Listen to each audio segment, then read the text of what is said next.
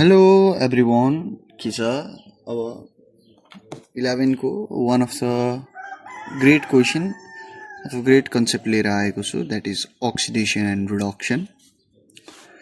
हामीले यहाँ देख्न सक्छौँ अक्सिडेसन र रिडक्सनका हामीले दुईवटा कन्सेप्ट दिन सक्छौँ।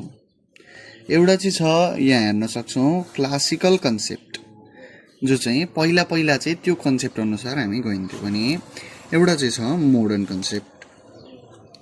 अब क्लासिकल कन्सेप्टले चाहिँ के भन्छौँ भने यहाँ हेर्न सक्छौँ the process which involves the addition of the oxygen or the electronegative species or removal of the hydrogen or the electropositive species is known as oxidation. मलाई लाग्दैन केही दोधार छ तिमीहरूलाई यो कुराको बुझ्नको लागि। अक्सिडेसन भनेको कुनै पनि एउटा एटममा तिमीले यदि अक्सिजन हाल्छौ अथवा कुनै इलेक्ट्रोनेगेटिभ स्पिसिज हाल्छौ, कुनै इलेक्ट्रोनेगेटिभ भन्नाले हामी खर्रेको बोको भनेर बुझ्न सक्छौँ है। खर्रेको बोकोलाई कस्तो हुन्छ, एनी टाइम्स ऊ खोजिरहेको हुन्छ नि, बाख्रा खोजिरहेको हुन्छ नि, सस लाइक द्याट है। यसले पनि के हुन्छ त एटमलाई चाहिँ लिन पाए हुन्थ्यो, लग्न पाए हुन्थ्यो भनेर सोच्ने। For example fluorine is the most electronegative element in the periodic table भनेर हामीले पढिरहे आएको 10 कक्षादेखि होइन। क्वेसन के भन्नु त अक्सिडेसन नम्बर भनेको एडिसन अफ द अक्सिजन कि त एउटा electronegative species or removal of the hydrogen. हाइड्रोजनलाई चाहिँ के गरिदिने त निकालेर फ्यालिदिने। अर दि इलेक्ट्रोपोजिटिभ भनेको साधु सन्त जस्तो मान्छेलाई बुझ्नुपर्छ। साधु सन्त भनेको नारी त्याग गर्ने, नारीहरूलाई हेर्दै नहेर्ने हो। त्यसै गरी यसले इलिमेन्टहरूलाई के गर्छ त त्याग गर्छ। अनि के हुँदैन त यसलाई चाहिँ निकालिदिने प्रोसेसलाई नै हामी के भन्छौँ अक्सिडेसन भन्छौँ। अब रिडक्सनको कन्सेप्ट दिँदाखेरि चाहिँ कस्तो हुन्छ त रिडक्सन भनेको the process which involves the addition of hydrogen or electropositive species or removal of oxygen or electronegative species is known as reduction।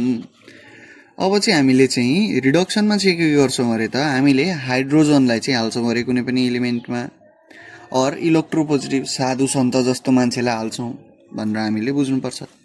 Removal यो खर्रेको बोकाहरूलाई अथवा यो अक्सिजन इलेक्ट्रोनेगेटिभहरूलाई चाहिँ के गर्छौँ त हामी निकालेर फ्यालिदिन्छौँ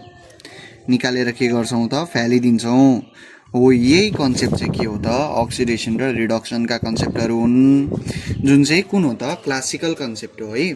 तर एक्जाममा चाहिँ यो धेरै मतलब दुई किसिमले सोध्न सक्छ, एक्सप्लेन क्लासिकल कन्सेप्ट अथवा के भन्छ त मोडर्न कन्सेप्ट भनेर भन्न सक्छ। अब मोडर्न कन्सेप्ट होइन, मोडर्न कन्सेप्टमा हामीले के गरौँ त मोडर्न कन्सेप्टमा के भन्छ इलेक्ट्रोन कुनै पनि एउटा एलिमेन्टले लस्ट गर्यो भने त्यो अक्सिडेसन हो। के भयो त त्यो अक्सिडाइज्ड भयो, इट बिकम्स अक्सिडाइज्ड होइन। यही लेखेकै छ the loss of electron is known as oxidation. अब यहाँ हेरौँ यो सोडियम छ, सोडियमको एउटा एटम छ माइनस एउटा इलेक्ट्रोन चाहिँ त्यहाँबाट चाहिँ के गरिदिउँ अरे त निकालिदिउँ अरे। सोडियमको whole total number of electron कति हुन्छ त 11मा 2 भित्र अनि त्यस पछाडि कतिवटा 8वटा अनि बाहिर कति हुन्छ त एउटा हुन्छ। यो एउटा चाहिँ कसैले लगिदियो अरे क्या, मानिलिउँ न लग्यो अरे, लस अफ इलेक्ट्रोन मतलब उसले यो एउटा इलेक्ट्रोन चाहिँ दिपठायो अरे भने के भयो त ऊ पोजिटिभली चार्ज भयो। दिने मान्छे राम्रो भन्छ, पोजिटिभलाई राम्रो मान्ने, दिने मान्छे राम्रो भयो।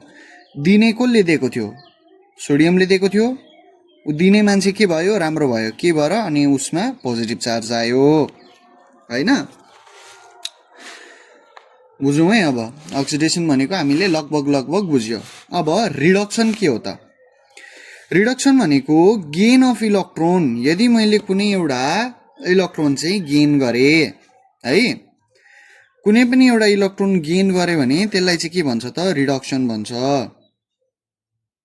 बुझौँ है कुरो। अब हामीलाई के थाहा छ त क्लोरिन